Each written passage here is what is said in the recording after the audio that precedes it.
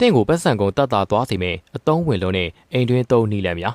ဒဲအိုကခွာရခတ်တဲ့ဂျိုးတွေကို surprise ထည့်စိမ်ပြီးတညထားလိုက်ရုံနဲ့အလွယ်တကူခွာချနိုင်ပါတယ်ပတင်းပေါက်ရှောက်လန်းကိုတန်းရှင်းလုပ်ပေးဖို့အတွက်စပင်မုတ်ဆက်ရဲ့အနောက်ပိုင်းကို mask နဲ့အုပ်ပြီးဖြတ်ထားတဲ့ plastic ဘူးကိုတက်လိုက်ပါလေးစုပ်ဆက်တစ်ခုကိုအသုံးပြုနိုင်ပါပြီရေမွေးသုံးလို့ကုန်ရင်ပလင်းကိုလွတ်မပြစ်ပါနဲ့အထဲမှာအနံ့မရှိတဲ့လိုရှင်းကိုထည့်လိုက်ရင်ရင်နံအသင်းတဲ့လိုရှင်းဖြစ်သွားပါတယ်တန်ကြီးတက်နေတဲ့ဓာတ်တွေဂျေးချိုးဖို့ကတော့တံမယိုတီးပဲလိုပါတယ်ကျဲဥတလုံးခုံခွာဖို့တိုင်ပတ်နေတော့လားဒါဆိုရင်ဥရဲ့အစိုးနှစ်ဖက်အကာကိုဖွင့်ပြီးအပေါက်သေးတဲ့ဘက်ကနေညှစ်ထုတ်လိုက်ရင်တော့အခုမပါတဲ့ဥတလုံးရပြီပေါ့ထမင်းတည်လိုက်လို့စံပြုတ်ဖြစ်သွားရင်ပေါမိုးတစ်ချက်ကိုအဲ့ဒါနဲ့အပေါ်တင်ပြီး2မိနစ်လောက်အပူပေးလိုက်ပါပေါမိုးဟာရေစုပ်လိုက်တာကြောင့်ချက်ပြီးသားထမင်းရလာပါမယ်ငါးရိုးကိုလွယ်လင်းတကူနှွှင်ကြည့်ရင်တော့အမီးပိုင်းကိုခရင်တစ်ချောင်းနဲ့ဖိထားရင်ငါးကို2ပိုင်းခွာပြီးရင်တော့အယိုးကိုဆွဲထုတ်လိုက်ရုံပါပဲတရက်ဒီတစ်လုံးကိုမြင်မြန်မှဲ့ရင်စံအိုးထဲသာထည့်လိုက်ပါတင်ရေချိုးကန်းတွေကရေပန်းမှာဂျီးတွေပိတ်နေတဲ့အခါမှာရလာကပြူဖြိုရတဲ့တရက်နှစ်စိန်ထားလိုက်ပါဂျီးတွေပြောင်းပြီးရေအားကောင်းသွားပါလိမ့်မယ်ဒီလိုသုံးဝင်တဲ့နီးလန်းတွေကိုစပ်ပြီးတင်ဆက်ပေးသွားမှာပါ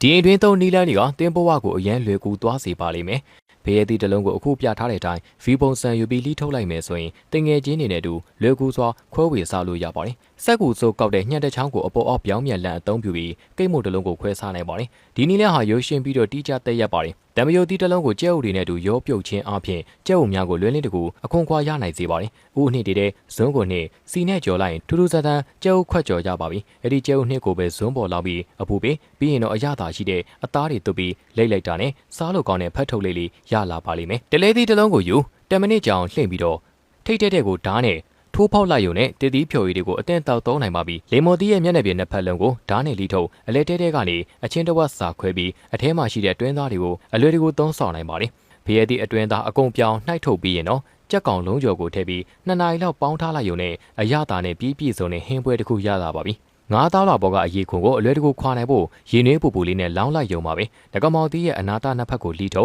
ပြီးရင်တော့အလေကနေတစ်ချက်အရာပြီးဒါဆိုရင်အခွန်ကိုအလွယ်တကူခွာထုတ်လို့ရပါပြီ။တရုတ်နန်နန်အစည်းတဲကတချောင်းကိုယူအရင်ပိုင်းကိုချိုးပြီးဆွဲသွားခြင်းဖြင့်လွယ်တကူအခွန်ခွာနိုင်ပါလေ။